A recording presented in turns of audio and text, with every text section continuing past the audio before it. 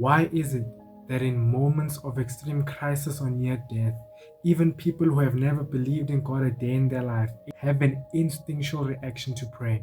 Neuroscience reveals that humans have what's called a God spot in the brain, a region that seems to be wired for spiritual experiences. When people face extreme stress, fear, or threat of death, the brain activates these regions, giving rise to feelings of transcendence, peace, or the urge to reach out to a higher power.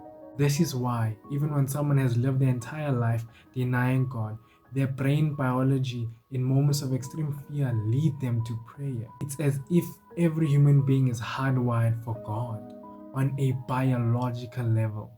Now, with that bit of science out of the way and the biology folk satisfied, we can go to the Bible that affirms this in Ecclesiastes 3, verse 11. He has set eternity in the human heart. Science points to this, the Bible points to this, that there is an inclination toward the divine, whether someone recognizes it or not. But then, how does this instinct to pray come into play only when we're facing death? Psychologists have found that when humans face something they can't control, such as imminent death, the mind will seek comfort. This is also called fight or flight. This activates in survival mode.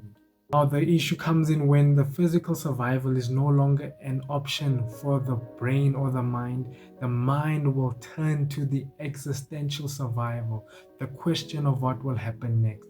And in that search for meaning and safety, prayer becomes the most natural response, even for those who don't normally believe.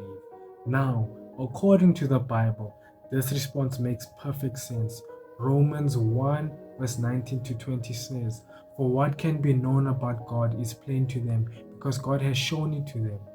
For his invisible attributes, namely his eternal power and divine nature, have been clearly perceived ever since the creation of the world in the things that have been made."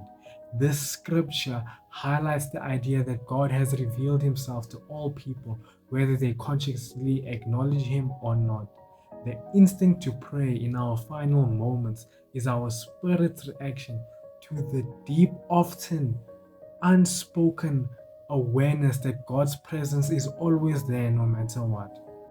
Science and the Bible come together here. The brain may react in a way that drives us to search for God when we are on the brink of death, but that instinct that we have is built upon a spiritual truth that God is always near to us, even when we haven't sought Him out before. All right, so the question is, what do people actually do in those final moments where they really need God? When people get this instinct to pray, it is either a cry for help, forgiveness, or just a simple, "God, if you're there, I need you right now." This survival mechanism is an invitation from God. In James 4, verse 8, it says, "Draw near to God, and He will draw near to you." Even in our last breaths, God is there to embrace us. Regardless of how long we may have denied Him, the instinct to pray isn't just biological. This is a spiritual alignment with the truth that our God is there for us. And for those who turn to prayer in their final moments, there will always be hope. God's mercy and grace extend even to those who call on Him for the first time. Romans 10, verse 13 says, "For everyone who calls on the name of the Lord will be saved." This is also known as the saving grace moment or miracle prayer. This will lay the foundation of many would-be atheists and non-believers. This is their canon event into Christianity. So what will that mean for you and I today? It means that we must understand how deeply wired we are for God on a daily basis. That instinct to pray when faced with death is proof that we go beyond just being physical beings, spiritual beings. That's what we are, made in God's image with the inclination to seek Him.